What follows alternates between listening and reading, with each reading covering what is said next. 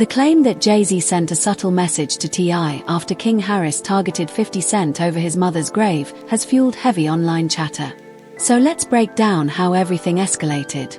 From a versus battle idea that derailed, to a controversial photo, to a rapper's son invoking a deceased woman during a feud, and where, if at all, JayZ fits into the chaos. We need to rewind, because the sequence that led King Harris to disrespect 50 Cent's late mother only makes sense when viewed from the start. This entire saga began with one central issue, a versus showdown that was supposed to happen between 50 Cent and T.I., but never materialized. You guys don't need to worry about me getting revenge from Diddy. I've got 3 moves that make sure he'll never be able to come after me or my family. First, I personally reached out to the victims' legal teams. The real reason he's not getting out is those buried cases behind the scenes. I provided legal funding for 7 victims who had been silent for years and brought in the top criminal attorneys in the country. Second, I bought up every potential post-release business deal he had lined up. I planned this 2 years in advance, so by the time he got sentenced and still had hope of getting out, every partner had already cut ties with him. Third, I don't just have evidence, I've got backups. This is an entire minefield that's been buried for 20 years. I uncovered every secret from the last 30 years. With testimonies from the victims, we interviewed over a dozen people he tricked, threatened, or violated. You think that's harsh? No, he destroyed other people's lives for decades. I'm just making sure he spends a few extra years in prison for it. I'm not afraid of his people, not afraid of his threats. I know he's still in there fantasizing about a comeback, but the truth is, he's never coming. T.I. appeared in a clip shared by podcaster Gilly Da Kid, where the Atlanta rapper explained that he and 50 had discussed doing a versus for years.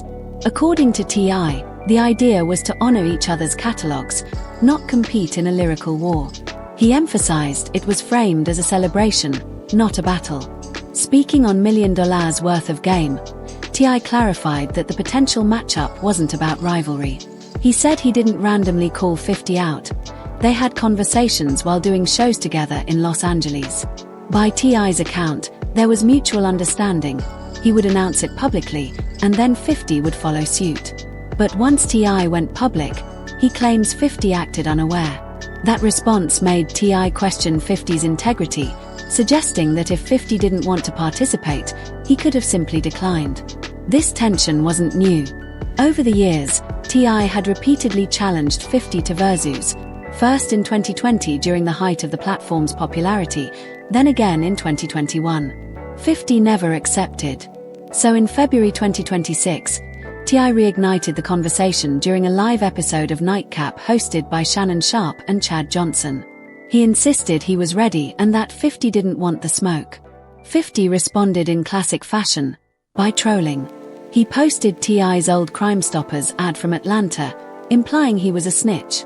That ad dated back to T.I.'s court-ordered community service after his 2007 federal gun case. Though mandated by the court, 50 weaponized it anyway. He even shared footage of T.I.'s courtroom testimony during the murder trial of Hosea Thomas, tied to the death of T.I.'s friend Philante Johnson in 2006. The implication was clear: 50 was labeling T.I. a snitch. Supporters argued T.I. testified to seek justice, not to inform. But 50 thrives on provocation, and it worked. Online exchanges escalated, with T.I. referencing long-standing rumors about 50 allegedly cooperating against Kenneth McGriff in the early 2000s. Now both camps were trading accusations. Then the feud took a more personal turn. On February 22, 2026, 50 posted an unflattering photo of T.I.'s wife, Tiny Harris, warning T.I. to keep his name out of his mouth. 50 is notorious for online trolling, but bringing someone's spouse into the conflict crossed a line for many fans. Reactions were divided publicly, but inside the Harris family, it wasn't mixed at all. That's when King Harris entered the scene. As the son of T.I. and Tiny, King grew up in the spotlight. Known for speaking boldly online, he didn't hesitate. Under 50's post, he fired back, referencing 50's late mother. Here's where things intensified. 50 Cent's mother, Sabrina Jackson, died in 1983 under tragic circumstances when 50 was just 8 years old. Her death was ruled a suspected homicide. Authorities believed she was drugged and her apartment set ablaze. No one was ever charged. King Harris posted images referencing her grave, writing captions like "This where your mama at," and reportedly shared what appeared to be her gravesite. This wasn't indirect, it was targeted. The internet erupted. Some argued King defended his mother after 50's disrespect. Others felt invoking a murdered woman's grave crossed an unforgivable line.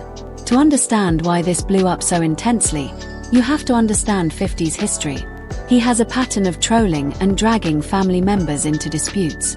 In 2026 alone, he clashed with Christian Combs, son of Diddy, before the issue with King Harris. There's a pattern: provoke, wait for emotional reaction, then respond minimally. True to form, 50 reacted to King's explosive posts with a meme of Pepe the Frog captioned "Ol." That was it. While King posted gravesites and T.I. dropped diss tracks, including one titled "War," 50 posted memes and stayed detached. Now we arrive at the JayZ angle. Why is JayZ's name even part of this conversation? First, history. In 1999, 50 Cent released How to Rob, taking shots at several artists, including JayZ. Since then, 50 has frequently spoken about Jay really hate Sean Combs. Why would they be thinking that? Because of the things that you post on Instagram, Yeah, because of the... Look at this, and let's stop for a second and do say that I hated him enough to hire his kids, and we've never done anything to each other. So it's just competitive energy and things that you say about other artists while you're in hip-hop culture. Publicly, while Jay has mostly stayed silent. In interviews, 50 has referenced moments involving Beyoncé, and he has occasionally mocked Jay's appearance online. He even reshared lyrics from Jay's collaborations to stir controversy. Despite this, JayZ rarely responds. That silence is notable. Some online speculate that JayZ's silence is itself a message, especially to artists like T.I. The idea isn't that JayZ literally called T.I., but that his entire career models a strategy: don't engage. Let provocations fade.